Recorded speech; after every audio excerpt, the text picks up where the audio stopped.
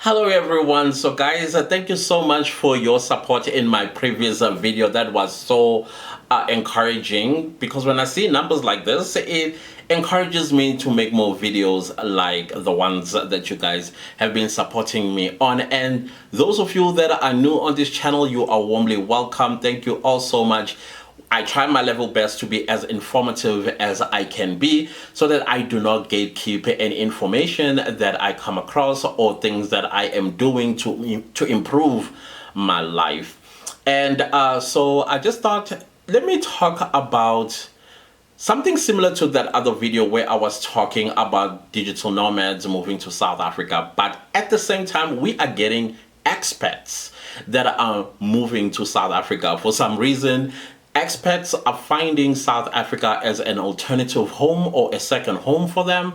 Some are just totally moving in so that they are eligible for permanent residency, of which many have gotten permanent residency. If you listen to Americans in particular that have moved to South Africa as far back as 2007, they are thriving and doing pretty well. Some of them are even married to South African citizens, therefore themselves have become citizens, and not because they married South African citizens because they wanted to be South African citizens. They genuinely fell in love with the American husbands or American wives, probably sometimes even in the US, and they all moved down here to South Africa.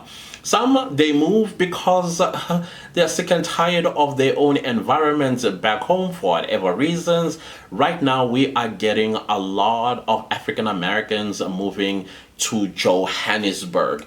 Now, South Africa, if you don't know, it has 9 provinces, and four of the 9 provinces are pretty popular, and they got very popular cities as well. If you don't mind me mentioning them, so you have Cape Town. This is where most digital nomads and expats are living. And in most cases, these are people that are more affluent where they come from. They're either super rich and live in very affluent areas of Cape Town, having beautiful houses on the mountain overlooking the ocean, drive Lamborghinis and all those posh cars that we can't afford, some of us, but can only admire. One day is one day though. And then you have the city of Durban. Now, Durban is where I was born. It is beautiful. It has an ocean. It's the kingdom of the Zulus, but also it has the largest number of Indians outside of India that live in Durban. Of course, most of the white people that live there, they mostly speak English. Of course, they are English descents, but they also are Afrikaners. These are your Dutch, German descendants that live also in Durban.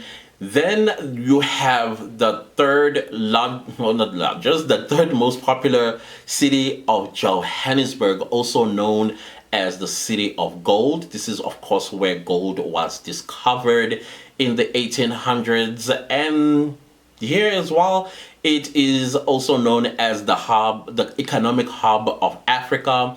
And this is also where you will find like super rich people, black, white, Indian, colored. Colored, by the way, in South Africa, it's a race that is mixed with other many cultures within them. It's a long story, and it's not my place to tell that story because I am not one. And then we have all kinds of things in Johannesburg. And now many expats, when they come to South Africa, they tend to settle in Johannesburg. By the way, if you want me to kind of like give you an idea how Cape Town looks like, or how in your context, especially if you're from America, it feels like and look like, if you look at Cape Town, you would see resemblance of San Diego. If you go to Durban, you see a resemblance of Miami, Florida. If you come to Johannesburg, you see a resemblance of New York City and things like that. And then, of course, we have another city called, formerly known as Port Elizabeth, but now it's called Gqeberha. Yep, the click.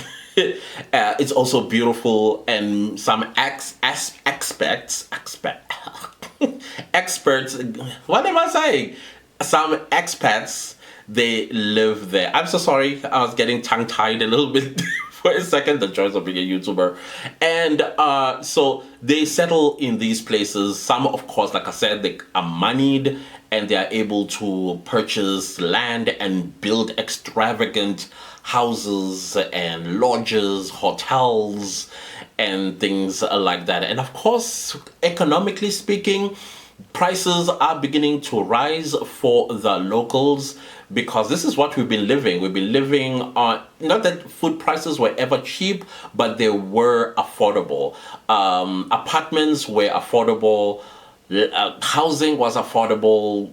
Now that we are having aspect, and there we go again, you get what I mean. We are beginning to see prices increasing, but the government is also not doing anything to assist because it is their job to regulate where regulations need to be implemented, especially when it comes to the people that actually put them in power. At the end of the day, in as much as we appreciate people coming from elsewhere and finding my home as their second home, but if it's going to make my life a little bit difficult, I would expect the government to give me some kind of relief as the citizen, while also opening my arms wide for those that are coming in, because I understand that they are not just coming in to mooch out of South Africa, but they are also contributing economically and other stuff that they also do in South Africa, because most of the expats that I come across, they own companies and they are hiring South Africans, so that means job creation comes with them as well.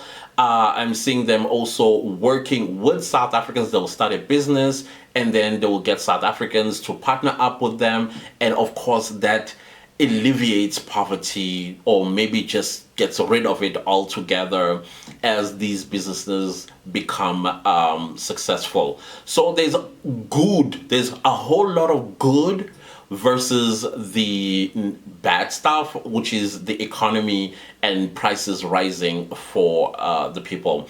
And what I also love about the expats here, very, very loyal to the country. They are very, very in love with us, the people, because we are a friendly nation, and also our country as well. And they are looking for ways on how to improve things. And what I also like is that they're not coming here with a hero's mindset, like, oh, they need saving, we're gonna save them. We don't like that. We hate that. That stuff is for National Geographics back in the 80s, when they used to lie to you guys and say, oh, in Africa, kids, they are starving with flies on their noses and mouth. I'm not saying such a time did not exist, especially in a war-torn area. That's where they will go so that they can make money out of you guys.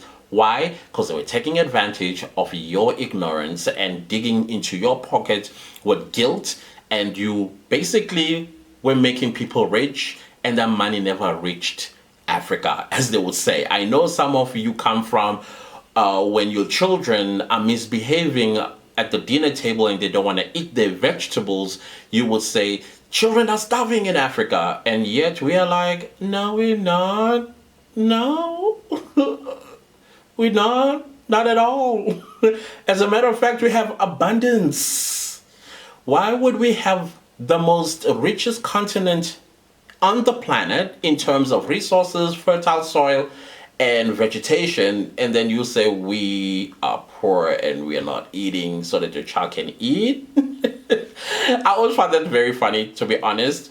So no, when you come and visit, you get to see that you were lied to in most cases, and I think you need to hold those media companies accountable, especially if you ever contributed. Hold them accountable. Let them show you the books of what they did with the money that you were donating in the 80s and 90s and wherever they started this nonsense. I see they're also now doing it with Yemen, and they're doing it with some war-torn area. They're asking for $1 from you. Every time when I see that, I roll my eyes because I know what that means. Other than that, guys, there is a lot going on that is positive, and now that things are happening politically in the world, we are seeing more and more people coming down here, either for a fact-finding mission to see if they can move themselves or their families to South Africa. And yes, another propaganda about my country is that we are crime-ridden country. Not that there's no crime, just like there's crime in the US, in Europe, and everywhere else in the world. And I know if I had to come to the United States or Canada or England, I'll be told avoid these areas. Just like we will tell you avoid these areas. Do not just find yourself in a dingy looking area at the specific time because you are going to get robbed. So the way they talk about us as if South Africa is like a war zone in terms of violent crimes. Yes, we do have, but we are a nation of only 62 million. And therefore, we cannot be the number one in the world. So this is just propaganda. And they will make you believe that propaganda so that you can stay away. And in most cases, it is specific so that you don't come. They don't want you to come because when you come, you are going to discover opportunities that they are busy pillaging some of them. Some of them come here with bad intentions, unfortunately, and so they will throw things that will discourage you and make you look the other way. Rather than coming here, you go to Europe or you go to Asia or down under or whatever the case might be. But avoid South Africa. And I will give you a challenge. Let me challenge you. If you are a little bit skeptical, go to your nearest international airport. Let me just be specific about the airports that I would like you to go to. If you are in the US, go to Newark Airport, go to Atlanta, these two in the US, and then go and see how many people that are going to fill up Delta or United Airlines coming to South Africa. In most cases, you'll be told that the plane is booked, like fully booked. Then you have to ask yourself, what's there that they don't want me to know about? So that's my challenge. If you're in England, go to Heathrow, go to, what's that other one? Yeah, all those popular airports, and you will see what I'm talking about. And then you begin to change your perspective as well about the propaganda that has been thrown at you about South Africa. So I don't know. It's totally up to you, but I just want to let you know that expats are coming to South Africa in droves now than ever before. Like I said, with everything that's going on in the world politically, people are thinking that, okay, I think I'll find solace in grammar. In many times, they actually do find the peace of mind they are looking for. Yes, there are challenges. We do have challenges. I'm not going to lie. But these challenges, we are working on them. We are working to improve our infrastructure. Oh, by the way, speaking about infrastructure, one of the main reasons why some expats come to South Africa is because the infrastructure is similar to the countries you are coming from, the first world countries that you come from. Wi-Fi is fast. We got transportation of all kinds. And of course, our food prices are affordable for you, and property is very cheap for your dollar, pound, or whatever currency that you are using. And you will get to enjoy yourself. In most cases, if you are visiting, it becomes very difficult to leave. And I've seen people cry and not wanting to go back because of the amount of peace they experienced living here for a few weeks or months, sometimes even a year or 2 years. And then I thought, let me come and talk to you guys about the expats that are coming to South Africa. And if you are thinking about moving out of wherever you come from, do consider South Africa, do your research. And I'll always say, before making that final decision, visit first and then go back and then come back again the second time you are doing your fact-finding missions by going through all 9 provinces or the cities that I've mentioned earlier in this video and see where you fit in, because no province and no city in South Africa is the same. In Joburg, life is very, very fast, like super fast. If you go to Durban, it's more vacation-like, it's slow, it is peaceful, calm, and basically just how you would feel if you are in Miami. And then if you go to Cape Town, it's both fast and slow and very serious in some instances as well. In Joburg, there's work, hard work, and play hard as well. So those are the researchers that I would implore you to check out. Also watch videos on YouTube of other people that have visited. That will give you an idea as well, and their first impressions of the country. I don't know, I'm not saying that it's going to make you make your final decision, but at least it will give you an idea about South Africa. Other than that, I think if I left out anything, I will come back and let you know. Business, yeah, there are business opportunities, and many people that come from elsewhere, they are thriving business-wise here in South Africa. And who knows, maybe your pot of gold is in South Africa. Maybe your American dream is in South Africa. You'll never know. It all depends on how smart you are there to utilize the opportunities that you will find here in South Africa. Of course, we're a country of rule of law. We are a constitutional democracy. If you feel like, oh, I am different, I'm queer, you are protected by the Constitution of the Republic. And since 2006, gay people can get married in South Africa. The only African country where gay people can get married by law. And there's a lot. There's a lot of stuff. We are not a religious country, even though Christianity is it's more. But we do have Islam, we do have Judaism, we do have Indian religious practices, we have Buddhism, and we also have people that just chilled and atheists. You will fit in. We are a country where you can fit in and enjoy your life without judgment. Okay? And that, guys, please, if this video was of any value to you, leave me a like, because the like button does help the channel to grow. And thank you again for those that have subscribed. And please leave a comment down below. Let me know if you would be interested in taking, or maybe consider coming to South Africa for a visit.